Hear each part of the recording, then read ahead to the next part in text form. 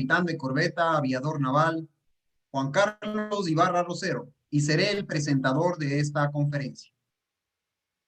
La Academia de Guerra Naval da la más cordial bienvenida a todas las autoridades, señores generales y almirantes en servicio activo y pasivo, dentro de los cuales nos acompaña el señor Brigadier General Byron Freire Román, quien fue el primer director del Comando de Ciberdefensa del Comando Conjunto de las Fuerzas Armadas, a los oficiales y delegados de los diferentes repartos de la Armada y a todos los presentes a esta conferencia virtual. Sean ustedes bienvenidos. La Academia de Guerra Naval, como Instituto Superior de Educación del más alto nivel de la Armada, tiene como tarea fundamental ampliar los conocimientos de los señores oficiales alumnos en los diferentes ámbitos de interés institucional, dentro de los campos militar, tecnológico, político, económico y social. En esta oportunidad, contamos con la presencia del doctor Mauro Flores Calderón, con el tema El ciberespacio y las soberanías nacionales. La modalidad de esta conferencia será la siguiente. El señor expositor realizará la presentación con el tema durante 40 minutos sin interrupción. Posterior a ello, se efectuará una ronda de preguntas y respuestas de 20 minutos. Para el efecto, las preguntas deberán ser remitidas durante el desarrollo de la conferencia al chat de esta sala virtual para consolidación y presentación al expositor.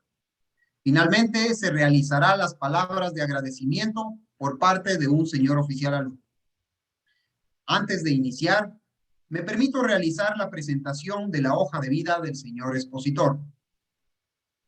El doctor Mauro Flores Calderón es ingeniero electrónico y especialista en multimedia educativa en Colombia, máster en estudios políticos y relaciones internacionales en Colombia, PhD en ingeniería de telecomunicaciones en Moscú, Rusia, post-PhD en comunicaciones satelitales en Moscú, Rusia, postdoctorado en gestión de conflictos cibernéticos en Canadá. Actualmente es candidato a PhD en estudios políticos y relaciones internacionales en Colombia. Ha sido conferencista invitado por Canadá, Estados Unidos, México, Cuba, Colombia, Ecuador, Perú y Rusia. Dentro de sus publicaciones, tiene escrito 8 libros y decenas de artículos especializados. Actualmente, tiene 2 libros en proceso de publicación. El primero, Ciberdefensa y Ciberseguridad. El segundo, Oratoria Política y Militar. Dentro de los reconocimientos y actividades que ha realizado, la docencia excepcional en 2 ocasiones por parte de la Universidad Nacional de Colombia. Ha sido directivo y docente de doctorados, maestrías y pregrado por más de 30 años. Cofundador del Grupo de Investigación Científica en Colombia y actual presidente del Centro Internacional de Investigación Científica y Creación en Telecomunicaciones, Tecnologías de la Información y de las Comunicaciones en el Ecuador.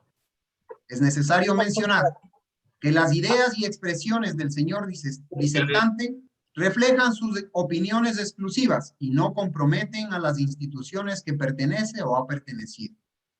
Dejo con ustedes al doctor Mauro Flores Calderón con el tema El ciberespacio y las soberanías nacionales.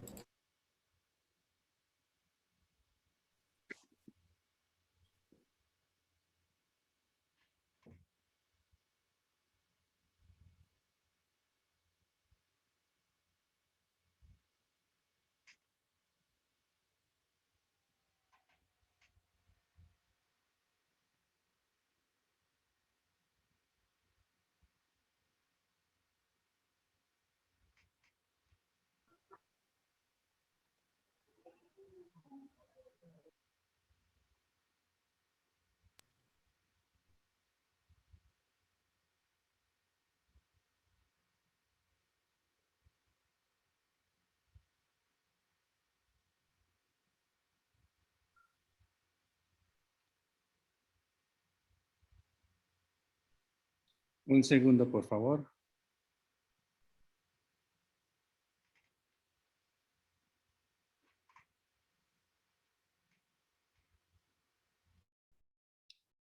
Ahí se observa la diapositiva. Sí, doctor, está la diapositiva. ¿Me confirma si está en modo presentación? Sí, por favor, ahí está. Se observa. Sí, está la diapositiva. Bueno. Muy buenas tardes tengan todos ustedes. Para mí es motivo de privilegio poderme dirigir a este selecto auditorio. Quisiera precisar que mi nacionalidad, soy orgulloso de ser colombiano y también soy inmensamente orgulloso de ser nacional ecuatoriano. Tengo una maravillosa esposa ecuatoriana, unos maravillosos hijos y unos extraordinarios amigos ecuatorianos. Yo lo menciono simplemente porque en mi calidad de ciudadano ecuatoriano voy a expresar una serie de ideas sobre cibersoberanías nacionales. Y también me permito felicitar al Comando Submarino por sus 43 años de existencia. Hoy, 22 de julio de 1978, se creó dicho comando. Iniciemos con esta presentación. Para ello me voy a basar en la doctrina básica de la Armada, que dice: en la actualidad, amenazas y factores de riesgo y conflicto se entremezclan, haciendo cada día más evidente la globalización de la política y de la geopolítica, mientras los mecanismos de entendimiento y solución de conflictos lucen caducos y poco eficientes. Posteriormente menciona: para cumplir con la defensa de la soberanía e integridad territorial. Segundo elemento. Tercero, la Armada del Ecuador ha iniciado con firmeza el camino de adaptarse con inteligencia a estos vertiginosos cambios. De esta lectura de la doctrina básica de la Armada surgen varias preguntas. ¿A qué amenazas o cuáles son las amenazas que hace referencia?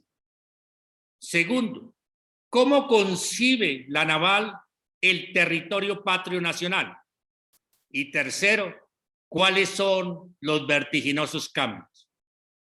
Pues para dar respuesta a estos interrogantes que surgen directamente de la doctrina naval, pues vamos a preguntarle a quienes saben.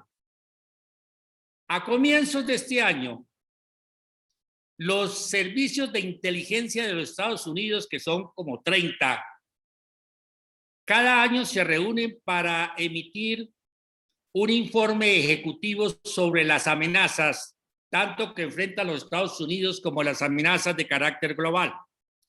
Y en este documento publicado recientemente señalan que las grandes amenazas son la pandemia, el cambio climático y todas las que provienen del ciberespacio. La pregunta es si nosotros aquí en el Ecuador estamos preparados para enfrentarlas. Y también preguntémosle a los países más poderosos que reúnen en el Foro Económico Mundial, preguntarle cuáles son las amenazas. En esta diapositiva con diferentes colores se representan diferentes amenazas desde el 2007 al 2020. Con color morado hace referencia a las amenazas provenientes del ciberespacio y con color verde las amenazas que provienen de carácter ambiental y muy especialmente a las de cambio climático. Y observen, señores, que en el 2007 no había casi amenazas de carácter ambiental, o al menos no había conciencia o no se consideraban tan poderosas. En cambio, en los últimos años hay una fuerte tendencia a considerar como las amenazas más importantes las ambientales, en particular cambio climático, y a las que provienen del ciberespacio. Pero ¿qué tipo de otras amenazas aparecen? Aparecen, por ejemplo, estas. El ciberdelito puede superar los ingresos del tráfico internacional de drogas. En este momento, los ingresos, las mafias transnacionales, podrían estar recibiendo más dinero que las mafias transnacionales que transportan narcóticos. Eso es un dato muy importante. Ahora veamos qué es el ciberespacio. Y para ello recordemos a Sun Tzu en El arte de la guerra. Cuando menciona, dice, o escribe más bien, recuerden que Sun Tzu escribió este folleto, El arte de la guerra, que quizás es el folleto más leído en términos de estrategia militar, más leído en el planeta. Dice él, solo cuando conoces cada detalle de la condición del terreno, puedes maniobrar y luchar. Esto se aplica al ciberespacio. La primera condición para defender el ciberespacio es conocerlo. Es elemental lógica. ¿Cómo se defiende cómo se defiende el territorio nacional? En general, hasta el siglo XX, el territorio nacional estaba conformado por tierra, mar y aire. Por tierra, ejército, mar, la naval, y al aire, en el caso del Ecuador, la FAE. Pero desde finales del siglo pasado hasta ahora se consolida una nueva manifestación territorial que se denomina ciberespacio. Vamos al artículo 158 de la Constitución del Ecuador, que dice: las Fuerzas Armadas y la Policía Nacional son instituciones de protección de los derechos, libertades y garantías de los ciudadanos. Las Fuerzas Armadas tienen como misión fundamental la defensa de la soberanía y la integridad territorial. Es decir, por derecho y por deber se debe defender la integridad territorial, y dentro de la integridad territorial está el ciberespacio. Y aquí surgen unas preguntas. ¿Por qué las Fuerzas Armadas se llaman Fuerzas Armadas? Pues porque tienen armas. Sí, en teoría, las armas deben ser monopolio del Estado institucionalizado en las Fuerzas Armadas. Para defender la tierra, pues existe el ejército con sus tanques, artillería, etc. Para defender el mar existe la naval con sus barcos, submarinos, etc. Para defender el espacio aéreo existe la FAE con sus helicópteros y aviones. La pregunta aquí radica: ¿cuál es el armamento? ¿Con qué armamento dispone el Ecuador para defender el ciberespacio? Y si dispone, ¿es adecuado? ¿Y el Ecuador dispone de alguna fuerza cibernética para defender el ciberespacio? Aquí tenemos las preguntas que surgirían directamente del artículo 158 de la Constitución. El ciberespacio es una realidad que no podemos negar. Actualmente, en los próximos años, vamos a tener más de 50.000 millones de equipos conectados. Se llama el Internet no de las cosas y no el Internet del todo. Desde las mismas vacas, para llevarles los datos sobre alimentación, etcétera, todo va a estar conectado al Internet, al ciberespacio. En ese momento en el Ecuador tenemos del orden del 115% de celulares móviles activados, es decir, más que población, porque algunos ciudadanos tienen 2, 3 celulares, es por eso. Pero ¿qué es exactamente el ciberterritorio? Permítame definirlo en términos de contenido. Y voy a hacer una comparación brusca, bastante brusca, para los no especialistas. La voy a relacionar con el mar. Entre comillas, la materia natural, el recurso natural del mar es el agua. En el ciberespacio, el recurso natural son 2 claves: el espectro radioeléctrico y las órbitas, y muy particularmente la órbita geoestacionaria. La tecnología. En el mar, nuevamente, es una comparación bastante brusca. En el mar, la tecnología son los barcos. En el ciberespacio, la tecnología son los computadores, las redes, los satélites, los cables de fibra óptica, etc. En el mar, los servicios son transporte de mercancía, de pasajeros. En el ciberespacio son los servicios relacionados con datos, voz, video, etc. De igual manera como existe una regulación en el mar, una regulación nacional, también existe una regulación nacional en el ciberespacio. Y de igual manera como existe una serie de convenios internacionales en el mar, también debe ser una serie de convenios internacionales en el ciberespacio. De igual manera como hay geopolítica en el mar, también hay geopolítica en el ciberespacio. Ahora el deseo es que el ciberespacio se interprete y se analice desde el punto de vista del biocentrismo y no como se hizo en otras épocas. Voy a detenerme brevemente en la órbita estacionaria, pero permítame hacer un comentario sobre el espectro radioeléctrico, que es el recurso natural por excelencia. Actualmente se asigna un ancho de banda a las Fuerzas Armadas, digamos la naval, un ancho de banda para sus comunicaciones, pero nada más. Esa es una mentalidad de comienzos del siglo XX. Pero si el ciberespacio, su estructura natural es el espectro radioeléctrico, y si hay que defenderlo, ¿por qué tenemos que someternos a un ancho de banda estrecho? Eso es como decirle a la naval, vea señores, ustedes tienen que cuidar el mar, pero solo pueden navegar por esta parte. Lo mismo sucede. Actualmente, y esto es un elemento muy importante, actualmente las Fuerzas Armadas y la Policía Nacional pueden hacer cibo y patrullajes, porque no tienen acceso a todo el espectro. Es monopolio exclusivo y uso administrativo del Ministerio de las Telecomunicaciones. En cuanto a las órbitas, hay diferentes tipos de órbitas, pero en particular la órbita geoestacionaria que se encuentra del orden de 36.000 kilómetros sobre el Ecuador. Y es una sola, no hay más, es una sola. Y tiene gran importancia, inmensa importancia estratégica, no necesita sistemas de seguimientos terrestres, puede cubrir zonas aéreas, zona geográfica muy amplia, etcétera. Tiene una cantidad de virtudes tecnológicas. Uno podría casi que afirmar que no se puede ser potencia de turno o tener una influencia importante en el ciberespacio sin tener acceso a puntos orbitales en la geoestacionaria.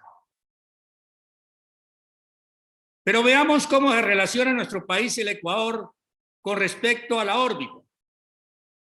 En el artículo 4 define lo que es el territorio nacional y al final del mismo dice: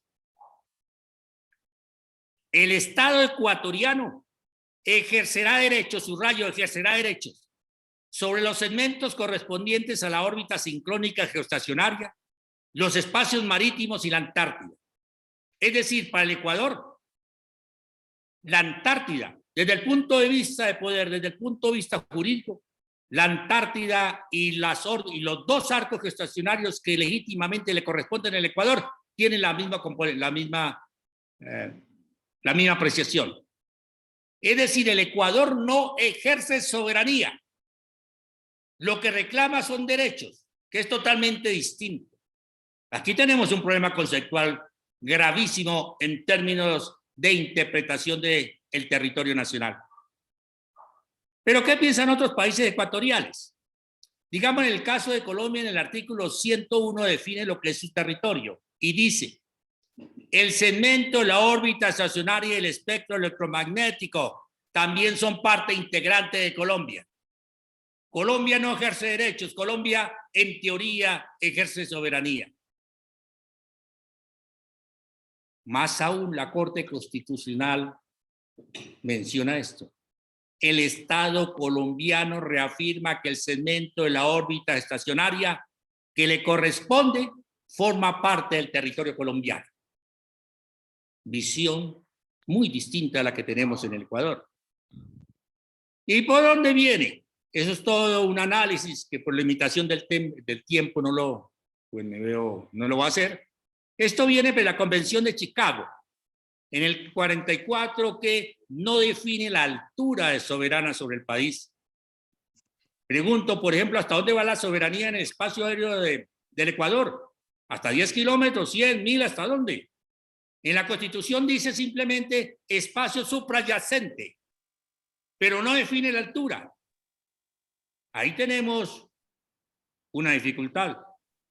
Y otra dificultad más, lo tenemos con nuestros hermanos mexicanos.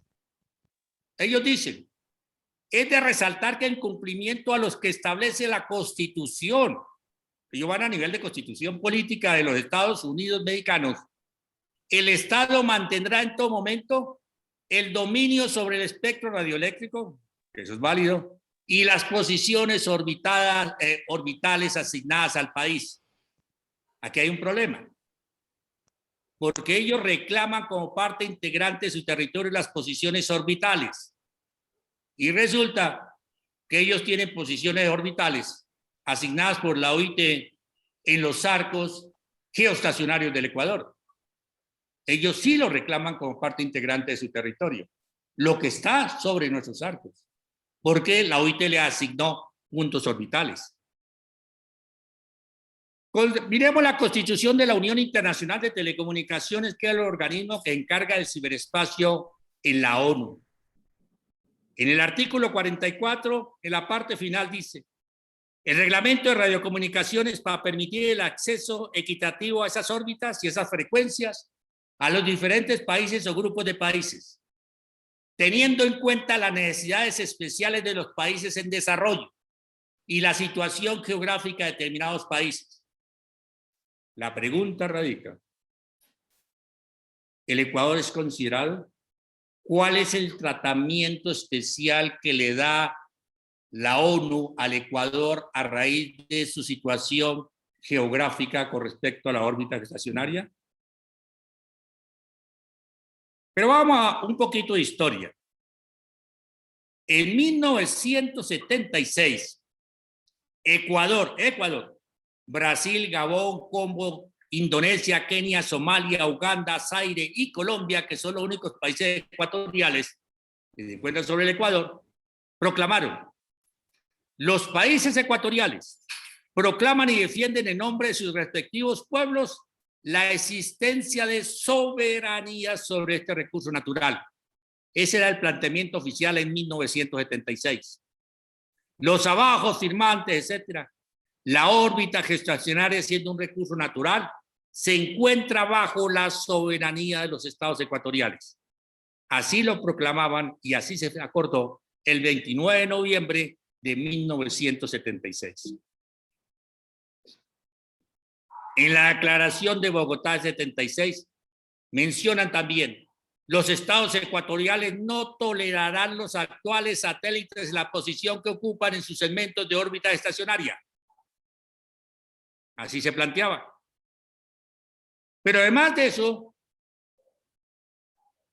existió lo que se llamó la Declaración de Quito de 1982, que básicamente ratifica la Declaración de Bogotá. ¿Y por qué el Ecuador tiene dos segmentos? Ustedes saben muy bien que no hay una continuidad soberana sobre el mar entre la parte continental e insular. Hay una franja internacional. Entonces, lo comprendido entre la parte continental hasta llegar a esa franja es un arco. Y una vez superada esa franja y abarcada las Galápagos, es la otra franja, el otro arco. Personalmente creo que es un problema de geopolítica. Debía haber un solo arco geoestacionario que abarcara tanto la parte continental como la parte insular. Es un tema geopolítico. Está la lista de satélites, cuando indagué, que existen sobre Colombia y sobre el Ecuador. Teníamos ahí 16, 19 satélites que por supuesto se dan presentes, pero no consideran ni reconocen la soberanía del Ecuador sobre estos segmentos. Ahora la otra pregunta: ¿el ciberespacio realmente es libre? Veamos. Los actores principales del ciberespacio son las grandes transnacionales y los estados. Esos son los grandes actores. Las transnacionales más poderosas del mundo son las estadounidenses y las compañías más poderosas en términos de cotización en bolsa son las estadounidenses, como Google, Facebook, Amazon, etcétera, que están siendo seguidas por las transnacionales chinas, como ustedes pueden observar ahí. Pero ¿cómo ejerce una pregunta si es libre? Miremos estos casos. Twitter bloqueó las comunicaciones del presidente del estado más poderoso del mundo, que es los Estados Unidos. Independientemente de las simpatías o antipatías que uno pueda sentir por Trump, lo cierto es que era el presidente de los Estados Unidos. Y la transnacional le bloqueó, censuró a este presidente. Y si lo puede hacer con los Estados Unidos, pues lo puede hacer con cualquiera. Ahí tenemos un ejemplo concreto. Es decir, se convirtieron en inquisidores. Este caso es un caso de inquisición. Si lo que comentan no me gusta, lo bloqueo, por muy poderoso que sea. ¿Es libre? Tenemos también la acción de los estados. Aquí los Estados Unidos bloquearon todos los sistemas de Irán. Pues no es de los afectos, Irán no es de los afectos de los Estados Unidos, pero ejercieron también poder sobre el ciberespacio. Tenemos con naciones pequeñas, en términos de poder, con Nigeria. Twitter también bloqueó las cuentas del presidente de Nigeria, Adanu Garba. Pero la respuesta de Nigeria fue bien interesante. Si usted me bloqueó, yo lo saco del ciberespacio de Nigeria. Y aquí hay dos hechos bien interesantes. En primer lugar, el ejercicio de limitación de expresar el pensamiento de un jefe de Estado y al mismo tiempo un jefe de Estado que dice que le deben respetar su ciberespacio nacional. Una reivindicación de ciberespacio nacional.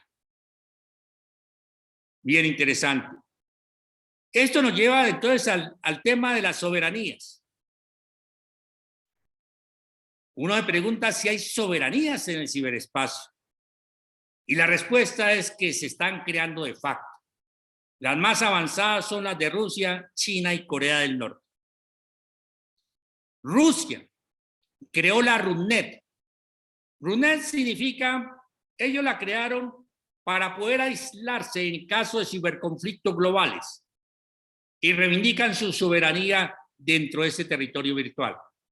Lo propio lo hace China con su cortina cortafuegos y de igual manera lo realiza Corea del Norte con su Mi País. Con otras palabras, China y Corea del Norte buscan ser autónomos en una parcela del ciberespacio. En principio hay dos tendencias políticas, geopolíticas. La primera que pregunta que el ciberespacio es libre, liderada por los Estados Unidos, por cuanto las transnacionales tienen gran impacto sobre el ciberespacio. Y la segunda que dice, no, eso no es cierto. Deben considerarse en el ciberespacio tres aspectos: la gobernanza, la seguridad cibernética y la soberanía cibernética nacionales. Por gobernanza se entiende, significa que se necesitan unos acuerdos mínimos mundiales sobre cómo relacionarse con el ciberespacio. Por seguridad cibernética también implica validar unos temas que garanticen la ciberpaz y la seguridad del ciudadano. Y por soberanía nacional, reconoce la autonomía de cada Estado nacional dentro de su ciberespacio, respetando los acuerdos alcanzados en la gobernanza mundial. Esos son los tres grandes postulados de aquellos quienes reclaman soberanía nacional sobre parte del ciberespacio. En términos muy concretos, China plantea: se debe respetar el derecho de cada país a elegir de forma independiente el modo en que quiera desarrollar su ciberespacio específico, su modelo de regulación cibernética y garantizar una participación igualitaria en la gobernanza del ciberespacio internacional. Esta es la segunda visión sobre las sobre las soberanías nacionales. Pero ¿cómo se ataca esta segunda visión? Esta segunda visión se ataca, también en el ciberespacio, por supuesto, planteando que es una censura en la red. El hecho de no poder circular es simplemente censura. Y atacan a aquellos países que de facto han creado sus ciberespacios, como son Arabia Saudí, Birmania, China, Corea del Norte, Cuba, Egipto, Irán, Uzbekistán, Siria, Túnez, Turkmenistán y Vietnam. Y las acusan de haber creado sus intranet. Las intranet es un eufemismo técnico para decir que tienen su propio ciberespacio. Aquí viene una pregunta. ¿Acaso los estados no son autónomos para cerrar sus fronteras cuando bien consideren o abrirlas parcial o totalmente? ¿Acaso con la pandemia no se han cerrado la frontera acá en el Ecuador? No solo el Ecuador, sino en muchos países. La frontera terrestre. ¿Acaso no es posible cerrar la frontera naval en el caso de alguna circunstancia? Entonces, si se puede hacer en el terreno, en tierra, en mar y en aire, ¿por qué no se puede cerrar o abrir parcialmente las fronteras en el ciberespacio nacional? Entonces, para impedirlo se acusa de lo que hay es censura. Puede que exista. En una frontera, por ejemplo, solo se permite el ingreso de ciertos productos y tienen que pagar impuestos. Y solo se permite que ingrese por determinados sitios, por ejemplo, Rumichaca, en la parte norte. Lo mismo nos está pasando en el ciberespacio. Ahí tenemos un tema de análisis. La siguiente pregunta es, ¿nos enfrentamos a una crisis global? Nadie se planteaba el término de la crisis global de la pandemia. Pero con respecto al ciberespacio ya existen las voces de alerta. Miremos este caso reciente, esto no tiene más de un mes. El oleoducto que abastece la parte este de los Estados Unidos fue ciberatacado. Afectó totalmente esos estados dentro de los Estados Unidos. Este oleoducto transporta del orden de 2,5 millones de barriles. Y se atacó. La pregunta también es, el equivalente a los gasoductos y oleoductos en la sociedad del conocimiento y la información, o sea, en el ciberespacio, los grandes, entre comillas, oleoductos son los cables de fibra óptica submarinos o de superficie. Y surgen una serie de preguntas. Por ejemplo, si declaramos el cable submarino como infraestructura crítica, ¿de quién es la responsabilidad de la protección de los cables submarinos del Ecuador ante ataques cibernéticos? No ataques físicos. ¿De quién es la responsabilidad? Y no solo quién es la responsabilidad, sino cómo se defiende. Un ataque a nuestra nación efectivo es atacar la fibra óptica. Observen la topología. ¿Cómo se defiende? También tenemos otros hechos internacionales. También no tiene más de el 8 de junio. Ciberataque de carácter global. Afectó a muchos países y a importantes instituciones. Este ciberataque que se dio a conocer el 21 de julio, o sea, ayer se dio a conocer, el empleo de Pegasus. ¿Qué pasó con Pegasus? Pegasus es un ciberarmamento, en este caso un software, que se emplea para hacer espionaje internacional. Es de fabricación de Israel. Fueron en México espiados 15,000 teléfonos, más de 25 periodistas. Pero a nivel planetario se ha determinado que fueron interceptados India, Azerbaiyán, Bahrein, Hungría, Kazajistán, Marruecos, México, Ruanda, Arabia Saudita, Emiratos Árabes Unidos, que fueron 10 países de los que más se sabe. Y también 500 diplomáticos, 1.200 funcionarios, 250 defensores de derechos humanos y 12 jefes de Estado. Aquí surge otra pregunta. ¿El Ecuador y las Fuerzas Armadas son objetivo de ciberespionaje?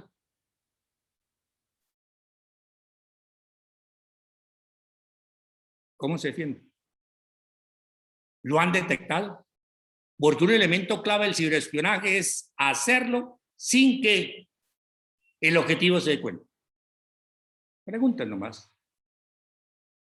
Entonces tenemos la pregunta, ¿estamos preparados para una cibercrisis global? Más aún, ¿estamos preparados para una cibercrisis nacional? ¿Estaríamos preparados? ¿Estaríamos preparados para una cibercrisis regional? Preguntas. Miremos entonces el Ecuador a ver si estamos preparados. ¿Qué piensa la comunidad internacional en términos de seguridad cibernética en el Ecuador? Para ello es necesario tener en cuenta dos definiciones. Ciberdefensa.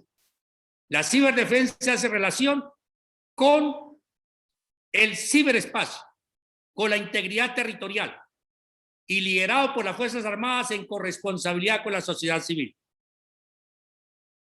Debe ser liderada la ciberdefensa por las Fuerzas Armadas. Pero la ciberseguridad hace referencia a proteger al ciudadano en el ciberespacio. Es responsabilidad de la Policía Nacional en corresponsabilidad con la sociedad. Aquí no podemos confundir los términos como se hace. Ciberdefensa es diferente a ciberseguridad.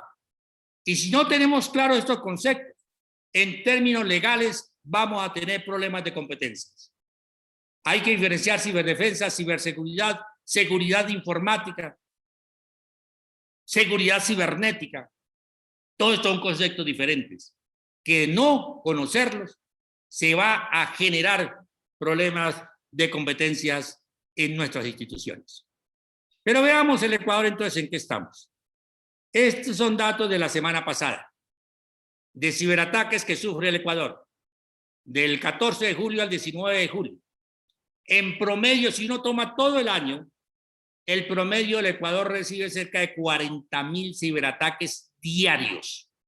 40.000 diarios. Miremos solo un ejemplito. La semana pasada,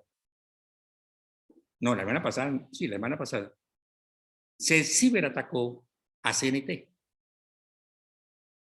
Y en teoría, las mejor protegidas son las compañías de telecomunicaciones y el sector financiero. Pero se atacó CNT. O es decir, ya el Ecuador comienza a experimentar ataques a su infraestructura. Antes eran simplemente ataques al ciudadano para robarle su dinerito.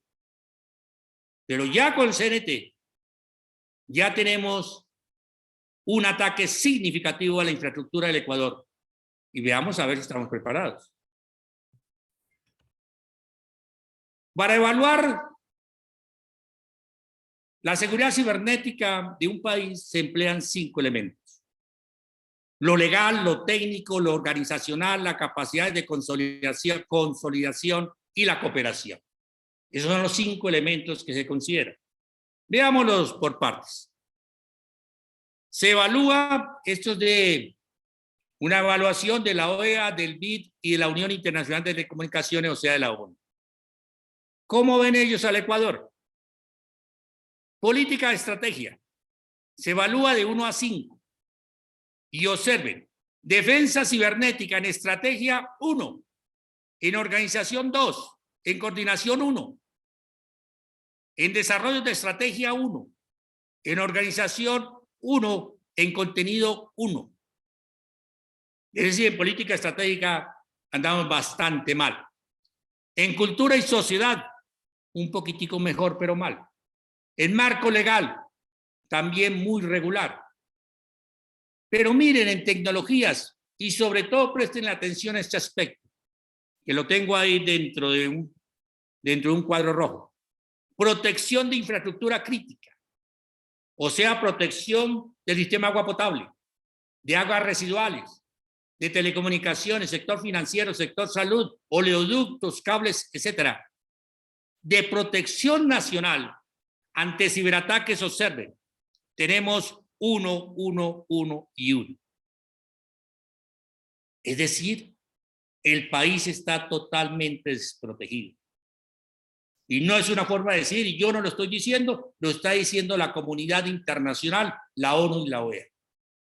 Ahí tenemos un problema. En ese sentido, CITIC, un centro de investigación especializado en estos temas, ha presentado a la Asamblea, concretamente a la Comisión de Seguridad Fronteriza, una propuesta integral de seguridad cibernética. Ahora, pues como hubo cambio de autoridades, no sabemos en qué anda. Pero les voy a hacer un breve resumen. ¿En qué consiste?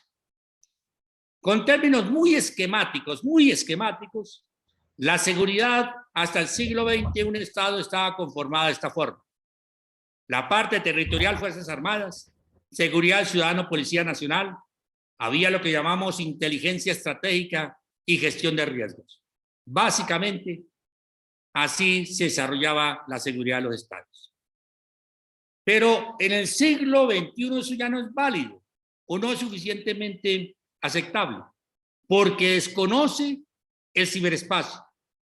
Y la propuesta nuestra es la creación de un sistema integral de seguridad cibernética que estaría conformado por ciberdefensa, la necesidad de creación de una fuerza especializada en el ciberespacio como lo tienen la gran mayoría de países, al menos las potencias de turno.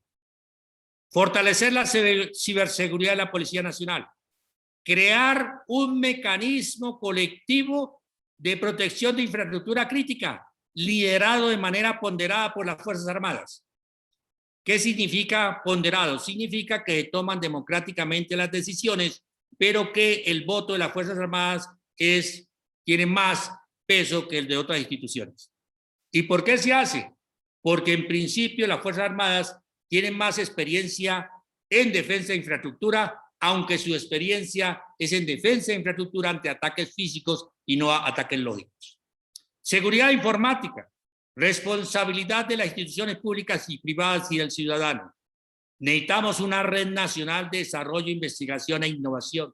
Necesitamos consolidar la red de CECIR y organizar a la sociedad.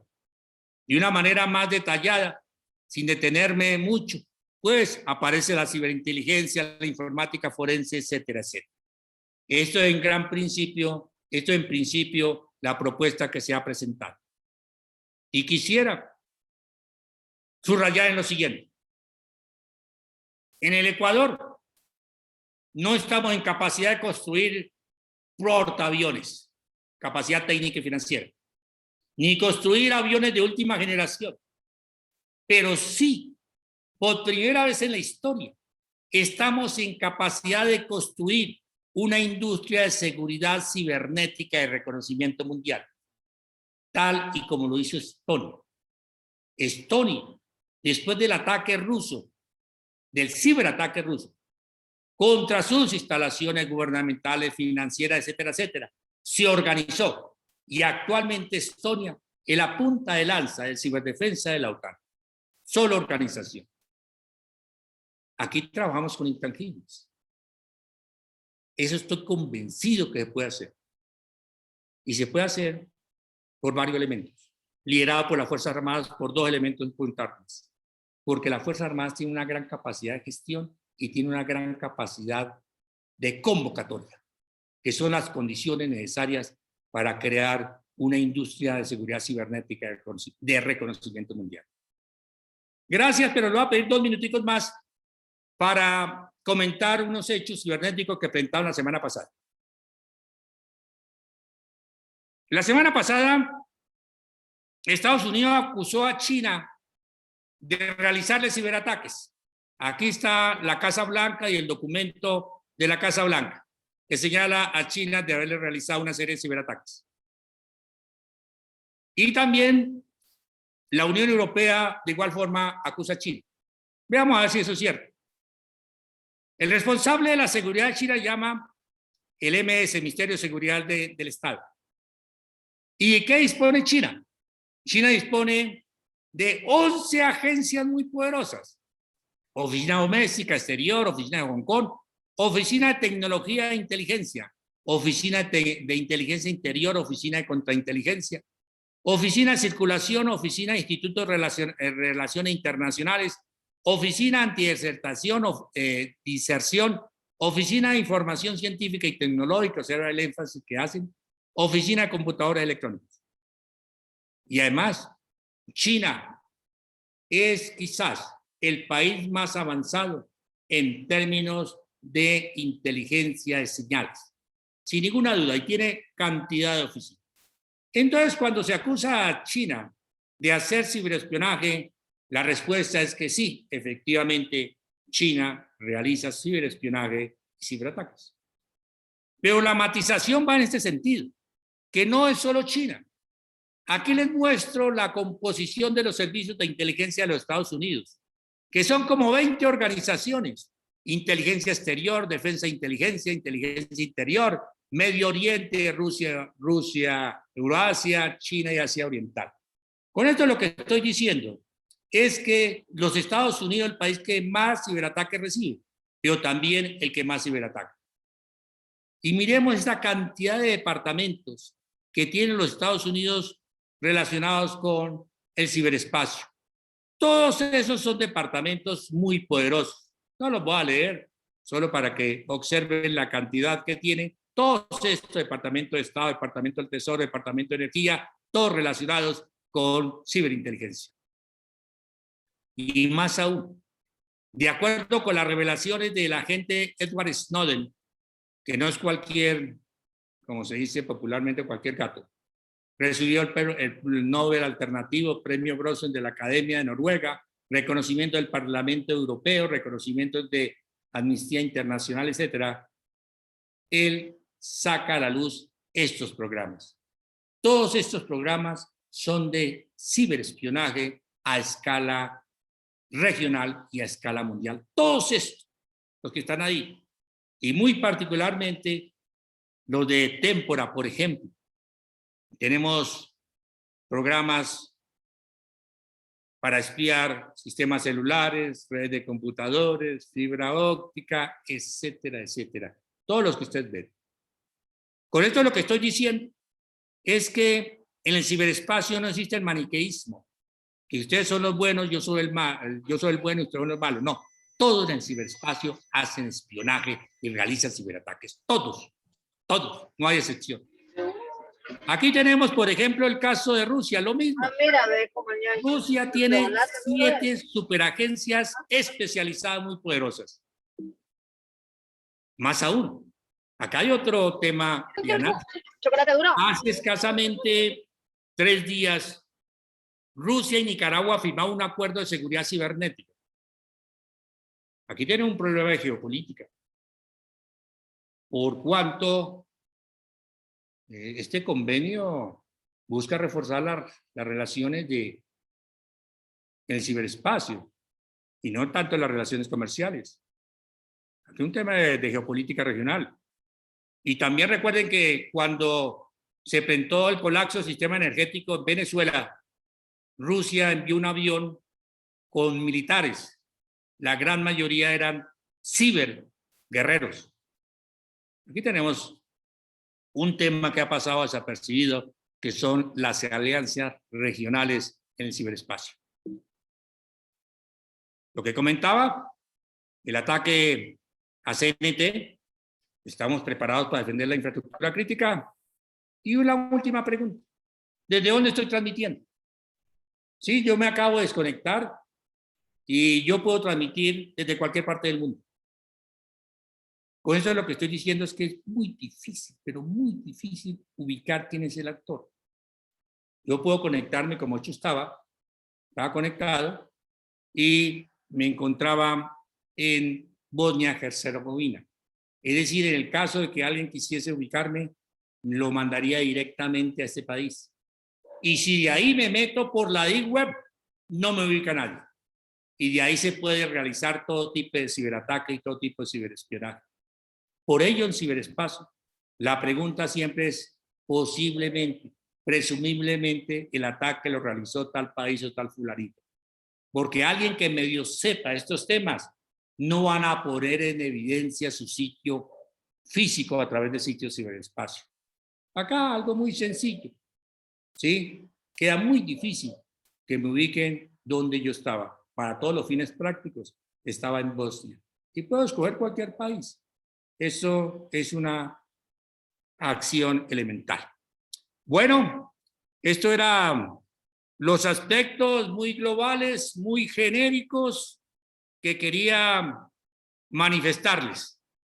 Les agradezco su atención y quedo atento a los comentarios y preguntas que si estoy en capacidad de resolverlas, con mucho gusto, y si no, pues simplemente reconozco que no sé la respuesta.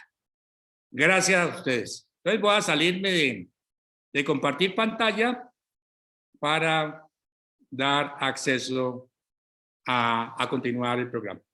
Muchas gracias, doctor Mauro Flores, por su interesante conferencia. A continuación, el señor capitán de corbeta submarinista Oliver Dalgo Jacome será el conductor del período de preguntas y respuestas. Agradecemos al doctor Mauro Flores por los importantes conceptos aquí vertidos sobre la temática del ciberespacio y las soberanías nacionales, así como a nuestra audiencia que nos acompañan a través de esta plataforma virtual. A continuación, iniciaremos el periodo de preguntas y respuestas, para lo cual me voy a permitirlas compartir con nuestro expositor y público asistente. Doctor, la primera pregunta ha sido planteada por el señor capitán de corbeta técnico Byron Terán, oficial alumno del curso de Estado Mayor. Ya que el ciberespacio no es tangible y por ende se hace difícil su comprensión, ¿qué aspectos son importantes desarrollar para saber cómo actuar ante la presencia de ciberataques? ¿Respondo ahora o la acumulo? Ahora, doctor, bueno, por favor. En primer lugar, gracias por la pregunta. Lo primero es que el ciberespacio no es difícil entenderlo. Hay que estudiarlo. Es un poco lo que sucedió cuando comenzó, digan, la llegada de los españoles de América. No lo entendí. No entendió, no llegaron. En este momento el ciberespacio, por ser relativamente reciente en términos de consolidación, muy pocos los especialistas. La primera condición, como ya lo manifesté, es que las Fuerzas Armadas profundicen el conocimiento del ciberespacio. No es difícil, yo lo digo por experiencia propia. Llevo muchos años estudiando el tema, pero no es difícil. Eso es el primer punto. Segundo, hay que defenderlo con base en varios elementos. Se necesita un sistema jurídico adecuado con la realidad nacional. En este momento, parte de las Fuerzas Armadas y sobre todo de la Policía Nacional están amarradas por cuanto no pueden actuar en el ciberespacio so pena de ser condenados. Se necesita un sistema legal. El que ya mencioné, un sistema de conocimiento en el interior de las Fuerzas Armadas, Policía Nacional y universidades a escala nacional. Se necesita la creación de la Fuerza Ecuatoriana Cibernética. Y subrayo que estamos en capacidad de crear una industria cibernética de reconocimiento internacional que puede ser liderada por las Fuerzas Armadas por las dos condiciones que mencioné, porque las Fuerzas Armadas tienen muy buena visión en el pueblo las ve muy bien, entonces tiene una capacidad convocatoria y una capacidad de gestión. Permítanme un ejemplo simple, muy elemental. A raíz de la pandemia, yo me fui a vacunar en la ESPE, o sea, en la Universidad de las Fuerzas Armadas. Y no quiero adular a nadie, pero el sistema de vacunación en la ESPE fue extraordinariamente bien organizado, muy culto, muy eficiente. Por eso digo que un elemento clave es la gestión que ellos tienen para organizar una industria nacional. Entonces, en resumidas cuentas, es eso. ¿Sí? Un elemento jurídico, masificación del conocimiento, la necesidad de crear cibercomandos para cada fuerza y crear una fuerza especializada. Mire, y le hago dos comentarios. La mayoría de las Fuerzas Armadas cibernéticas del mundo han sido resultados de la reacción, no han sido resultados de prevenirlo. Les comento. El ciberataque que realizó Israel y los Estados Unidos a Irán con el Stuxnet, la reacción fue de Irán. Se despertó un nacionalismo muy grande y creó unos principales ciberejércitos en el mundo. De igual manera, el ciberataque de Rusia a Estonia. Estonia era un país, digámosle, casi tercermundista. Despertó el sentido nacional y se convirtió en una potencia de reconocimiento mundial. Y los propios Estados Unidos. Los Estados Unidos, si usted lee la literatura, existió lo que llamó el agente BTZ. BTZ es el agente o el sistema que permeó cibernéticamente más importante que ha recibido los Estados Unidos, el ciberataque más grande. Y eso hizo que los Estados Unidos, por reacción, creara el cibercomando de los Estados Unidos asociado con la NSA, es decir, que creara su ejército. Y permítame acá nomás convocarle, porque a veces la pregunta es, ¿se puede atacar un país poderoso? Esta es una USB, común y corriente. Y esta es la misma, pero es armada. ¿Cómo se realizó este ciberataque? Allá, posiblemente, este ciberataque afectó todas las instalaciones militares de los Estados Unidos en Irak, en Siria, en Afganistán, etc. Se realizó de una manera muy simple. Esto se botó a un parqueadero. Alguien lo encontró, qué buena suerte, armó su flash o USB, como se llama, la organizó, la entró a su equipo y resulta que eso estaba totalmente contaminado. Y así se tomó y se espió las Fuerzas Armadas de los Estados Unidos con un flash. No hubo necesidad de tanta cosa. Entonces, para indicarles que los ciberataques hay de muchas formas. Entonces, básicamente mi respuesta es en ese sentido. No es difícil, se necesitan los elementos que ya he mencionado. Muchas gracias, doctor, por su interesante respuesta. La siguiente pregunta ha sido formulada por el señor capitán de corbeta submarinista Óscar Baronevo Vaca, oficial alumno del curso de Estado Mayor. Si bien se ha hablado de retos y amenazas en el ciberespacio, pregunta, ¿cómo podrían las Fuerzas Armadas del Ecuador prepararse para explotar el ciberespacio en beneficio propio, considerando la importancia de sincronizar múltiples acciones en todos los dominios para lograr los efectos deseados en todo el espectro de las operaciones militares? Miren, ahí el mejor ejemplo son los Estados Unidos. Ahí le mostré la gráfica que existen como unas 20, 30 organizaciones relacionadas con el ciberespacio. La gran ventaja es que cada una de ellas se especializa en una área específica. La gran desventaja es la posibilidad de Estados Unidos. Su gran vulnerabilidad, o una de las vulnerabilidades, es la difícil coordinación entre las agencias que se encargan del ciberespacio. Primer punto. Para mí, las Fuerzas Armadas, nuevamente subrayo lo mismo, deben crear una fuerza especializada que llama la Fuerza Ecuatoriana Cibernética.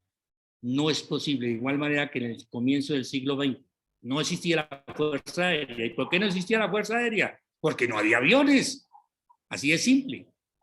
¿Por qué no existe fuerza cibernética en nuestros países? Porque el ciberespacio casi no existía y no tenemos mucha conciencia. La pregunta que siempre surge y me hacen es, ¿cuánto cuesta? La respuesta es un poco para seguirlo. ¿Cuánto le costaría al Ecuador no tener la naval, la fuerza naval? ¿Cuánto le costaría al Ecuador no tener el ejército? Porque lo que hay que mirar es la relación costo-beneficio. Sí se debe crear. Por derecho y por deber, las Fuerzas Armadas tienen que luchar por la integridad y la soberanía territorial. Y eso no excluye, no puede haber un solo milímetro del territorio vedado a las Fuerzas Armadas. Y de eso vedado significa también el ciberespacio. Un poco lo que estamos haciendo es hablando de la Fuerza Aérea ubicándonos en 1902, 3 o 4, o sea, un siglo atrás, cuando no existían o comenzaban los primeros pasos de los aviones. Entonces, fue crear sus cibercomandos. Obligatoriedad, tanto para señores oficiales como suboficiales y soldados, tener conocimientos sobre el ciberespacio. Porque lo que no se conoce no se defiende, y lo que no se defiende, pues lo que no se conoce no se ama, y lo que no se ama no se defiende. Así es simple. Esa es básicamente parte de la respuesta con respecto a ello. Y otro elemento, la industria de seguridad cibernética nacional puede dar fuertes ingresos a las Fuerzas Armadas, tal y como se hace en otros países, en el caso muy particular de Estonia. Sí, porque lo que produzca se puede trasladar también al sector civil. Gracias, doctor, por su interesante respuesta. La siguiente pregunta formulada por el señor capitán de corbeta, aviador naval, Ojeda Cristian, oficial alumno del curso de Estado Mayor. Considerando a China como una potencia emergente en el contexto geopolítico mundial, ¿es posible que las políticas relacionadas al ciberespionaje y ciberataques que aplica China podría ser considerada una ventaja frente a Estados Unidos por la hegemonía mundial? Mire, lo primero, no solamente China ataca, no solo China realiza ciberataques, lo realizan todas las potencias de turno, lo realiza Rusia, lo realiza los Estados Unidos. Como yo la mencioné, si observamos las estadísticas, el país más ciberatacado del planeta son los Estados Unidos, pero también el país que más ciberataca, bien sea de manera oficial o bien sea de manera individual. ¿Cuál es la estrategia de confrontación entre China y los Estados Unidos que aquí no se menciona? La estrategia de China, aquí me refiero al Ecuador y a la región occidental. La estrategia de China con respecto a los Estados Unidos son las rutas de la seda. La ruta de la seda tiene 3 variantes. Ruta de la seda terrestre, que une cerca de 40 países, constituye ferrocarriles, autopistas, ciudades, hidroeléctricas, etcétera. Es la infraestructura más poderosa que está creando la humanidad terrestre. La ruta de la seda naval, que une toda la parte del sur del Asia y toda la parte oriental del África. Y la ruta de la seda cibernética. La ruta de la seda cibernética, la punta de lanza, es 5G, porque quien controle 5G controla en gran parte el espectro, y sobre ello se van a producir los diferentes aplicativos. Y en este momento la confrontación de los Estados Unidos está por negar, por retrasar el 5G chino, que está implementando en muchos países. Y otros elementos adicionales dentro de esta confrontación son las criptomonedas, la lucha por desbancar al dólar y también la lucha por evitar lo que llamamos, la materia especiales, los metales raros que en abundancia tiene China y que los Estados Unidos necesita para sus desarrollos tecnológicos. Todos los frentes de batalla que hay, fundamentalmente. Entonces, en resumidas cuentas, no puedo tener una visión maniqueísta. Todos están luchando por el poder, ¿sí? Los Estados Unidos por mantenerlo, China por desplazarlo, Rusia por estar ahí, etcétera. Europa también buscando su propia identidad y unidad. Gracias, doctor, por su respuesta. En virtud del tiempo, realizaremos la última pregunta, formulada por el señor capitán de corbeta Superficie Bajaña Guido, oficial alumno del curso de Estado Mayor. De acuerdo a su criterio, doctor, ¿cuál debería ser el prototipo de un cibersoldado?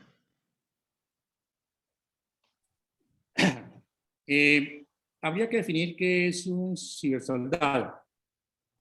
Si estamos hablando de señores oficiales del rango, ¿sí? Oficiales superiores, estamos hablando de señores suboficiales, o estamos hablando de el soldado, digámosle, raso.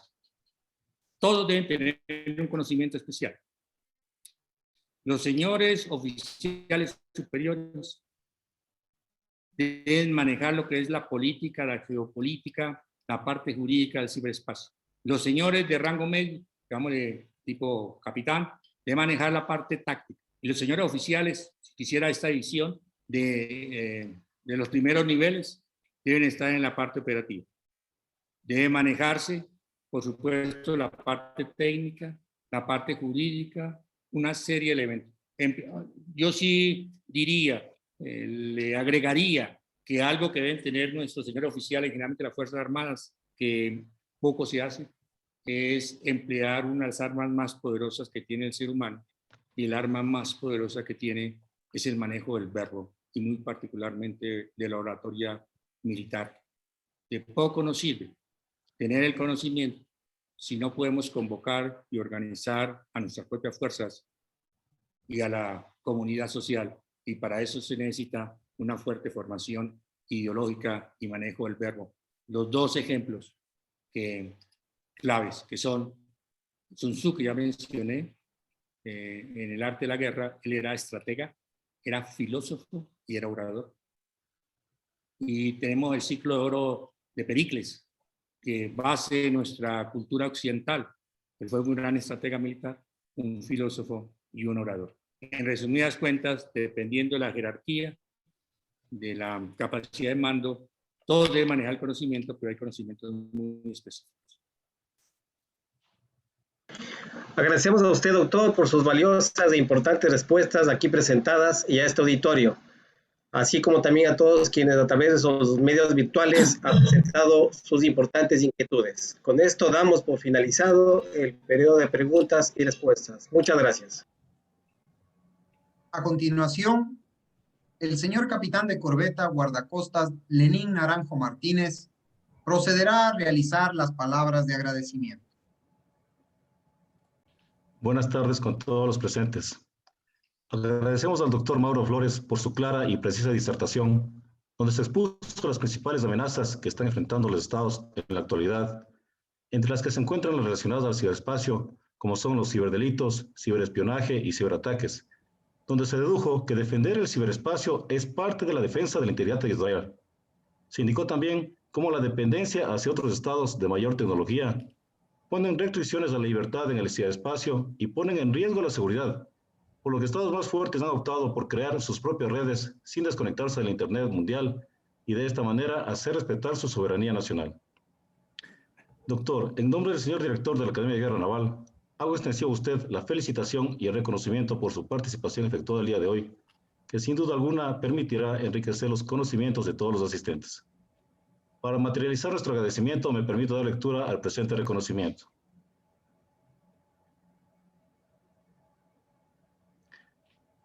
La Academia de Guerra Naval otorga el presente reconocimiento al señor doctor Mauro Flores Calderón por su brillante participación como expositor en la Academia de Guerra Naval con el tema El ciberespacio y las soberanías nacionales, realizado en este Instituto de Perfeccionamiento, Guayaquil, 22 de julio del 2021. Capitán de Navío, Estado Mayor Conjunto, Carlos López Olivares, director de la Academia de Guerra Naval. Muchas gracias, doctor.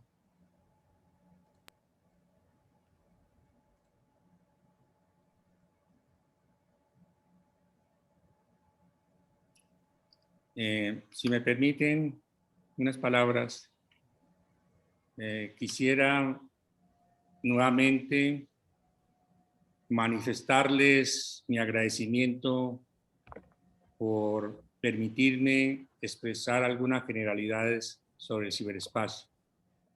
Quedo altamente agradecido y también quisiera hacer un reconocimiento a los señores oficiales y suboficiales que están trabajando por la defensa del ciberespacio en el Ecuador. Y muy particularmente quisiera mencionar a mi general Byron Ferry, quien fue el creador del primer cibercomando del Ecuador y quien creó parte de las bases. No sé si esté presente, pero quería hacerle también a él y a sus señores oficiales y oficiales el reconocimiento por ser los precursores en la defensa de esta parte importante del territorio nacional. Muchísimas gracias de todo corazón por haberme dado la oportunidad de expresarme. Siempre a la orden, ya si se quiere tener una serie de aclaraciones puntuales, con mucho gusto estaré a su disposición. Muchas gracias, doctor. Sí tenemos la presencia de mi general Byron Freire, que precisamente fue el primer director del Comando de Ciberdefensa y va a dirigirse a este auditor. Muchas gracias. Buenas tardes con todos. En primer lugar, mi agradecimiento al director de la Academia de Guerra Naval, el cual me hizo llegar una invitación a través de mi vicealmirante Marcos Salinas y atender esta magistral conferencia sustentada por el doctor Mauro Flores. Sí, en realidad, dentro de la vida militar uno debe cumplir disposiciones, a veces retos, pero no es solo. Como bien lo había dicho el doctor Mauro Flores, se tuvo el concepto de conformar ese comando de ciberdefensa con soldados, con oficiales, técnicos, tripulantes de las tres fuerzas. Y yo, muy brevemente, y para aportar a la magistral conferencia del doctor Flores, podré compartir con ustedes unas experiencias muy grandes y lo alinearé más bien a las inquietudes de algunos de ustedes. Allí estaba yo escuchando cómo están preparados para un ciberataque, cuál sería el perfil de un cibersoldado. Y algo mencionaban de lo que sucedió con CNT, importante infraestructura crítica del Estado. Yo lo que les puedo decir a ustedes, después de la experiencia como oficial uniformado y luego continuar enrolado con el conocimiento y estrictamente orientado hacia Fuerzas Armadas, puedo decirles que sí es necesario una fuerza ciberespecial. ¿Pero bajo qué conceptos? Debemos primero mirar lo que es la doctrina, la organización, el personal. Ahí caería lo que estaba en la inquietud del cibersoldado. Y debería empezar en el reclutamiento. Ahora yo no estoy de acuerdo de improvisar. Como no se puede improvisar un submarinista, como no se puede improvisar un infante o un piloto, debe obedecer a un plan de carrera. Y esos planes de carrera ya se iniciaron a través de la Dirección de Educación del Comando Conjunto, coordinando y del Ministerio o en la Fuerza Aérea, y había un plan de carrera. Entonces debemos empezar desde el reclutamiento y saber escoger qué tipo de individuo debe entrar a Fuerzas Armadas para que sea parte de ser un cibersoldado. Y la cualidad fundamental es la parte moral y ética, porque uno de los principales problemas que existen en un ciberataque es quién lo originó, y probablemente son resentidos o parte de una organización, institución o Estado que definitivamente están perdidos en ese medio. La parte moral, ética, saber cómo debe actuar ese cibersoldado. Es la principal condición. Luego me hablaban de la formación. Nosotros, ¿quién más que Fuerzas Armadas puede hablar de la formación? De la posterior especialización y perfeccionamiento. Definitivamente debe venir, sea del personal de tropa o del personal de oficiales, debe venir el personal formado, capacitado en su especialización. No ser improvisado. No ser uno de comunicación, no ser uno de inteligencia, con el respeto que se merece, ni uno de electrónica. No, deben ser personal especializado.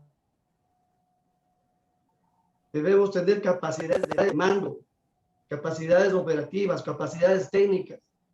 Yo puedo hablar de eso porque compartí con ustedes. ¿Y todo eso en qué converge? ¿Dónde debe estar eso? En una capacidad conjunta de ciberdefensa que nos permita enfrentar las amenazas que ustedes hablan, o que escuché ahora. Esa capacidad de ciberdefensa que algunos lo ubican como un submedio de mando y control, equivocadamente. Cuando vemos ahora que es una capacidad transversal, no solamente de las capacidades de Fuerzas Armadas, sino a nivel nacional. Ahí vemos los resultados de lo que sucedió con CNT, donde reposa toda la información importante del Estado. donde podrían haber adulterado, haber cambiado la información del SRI, una de las principales fuentes de ingresos del Estado. Y no quiero ser más amplio, pero quería aterrizar un poquito en lo muy amplio y general que lo hizo el expositor. Pero mi obligación también es compartir con ustedes que es necesaria la capacidad conjunta de ciberdefensa, porque los medios en las tres fuerzas así lo exigen. Y ahí también respondo a alguien que preguntaba, ¿será necesario en la fuerza naval, aérea y terrestre? Cada uno tiene sus particularidades y eso debe converger a una entidad que administre toda esa capacidad. Hablamos de la infraestructura. La infraestructura no solamente es del edificio, que en algún momento, con la ayuda del cuerpo de ingenieros, se hizo un comando en el batallón Rumiñahui. La concepción no es un cuartito, prácticamente es un laboratorio, y en lo que debe tener y salvaguardar información muy, muy sensible. El comando de ciberdefensa debe tener mando, misión y medios. Es lo que nosotros normalmente estamos acostumbrados a hablar. Y les digo que con todo lo que yo les he enumerado, debe estar bajo un plan de desarrollo. Ahora puedo hablar yo con mucha más propiedad. Cuando al inicio, sin saber qué es lo que ocurría, podíamos aceptar el reto de Fuerzas Armadas, aceptar el hecho de defender la infraestructura crítica. Y definitivamente nos iba a quedar grande la misión, porque no teníamos ni los medios, ni la gente capacitada. Hay que ser realista y hay que decir la verdad. Entonces debe obedecer a una planificación de desarrollo. Y esa planificación, normalmente, y ustedes saben más que yo, debe obedecer a un presupuesto. Y ese presupuesto debe venir de la defensa y debe estar contemplado en el Estado. Trato de hacerlo más rápido para que ustedes lo entiendan, ya termino. Y luego preguntaron de quién es la responsabilidad de la ciberdefensa. En algún momento, irrisoriamente, algunos decían de comunicaciones, otros de inteligencia, otros de muchas cosas. Debe ser algo que se estructure, una organización que obedezca a los medios que va a administrar y al personal que va a disponer, no a improvisados. Y le digo, considerando que yo también fui parte y me asignaron en ese momento, muy bien, en una semana, en un mes, con formas del Comando Ciberdefensa. Lo hicimos, pero luego uno va reconociendo que se debe perfeccionar la idea. Y no solamente son ideas. Les quiero decir que la ciberdefensa, ¿a qué debe obedecer? A ciberoperaciones. A nadie les he escuchado de ustedes hablar de las ciberoperaciones. Y en el ciberespacio debe haber operaciones de defensa y operaciones de seguridad. Las operaciones de defensa, para estar, lo que también mencioné, les escuché en algún momento, atento a la alerta temprana, para decir, hey, nos van a atacar, ¿y en qué dirección? Para analizar los Big Data, ¿quién de nosotros está en capacidad de eso? ¿Qué especialistas tenemos? No sé, yo sé que la Fuerza Naval pone mucho empeño en eso, pero también es muy sensible. La seguridad, gracias. Definitivamente, ya les termino con esto, es de la Policía Nacional. Eso está enfocado al delito.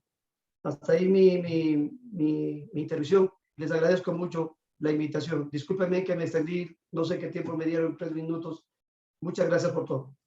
Muchas gracias por sus palabras, mi general. De esta manera damos por finalizada esta conferencia magistral que ha sido complementada desde el punto de vista de la experiencia militar. Academia de Guerra Naval agradece a todos los presentes por su asistencia y que tengan todos un excelente día. Muy buenas tardes. Buenas tardes. Muchas gracias.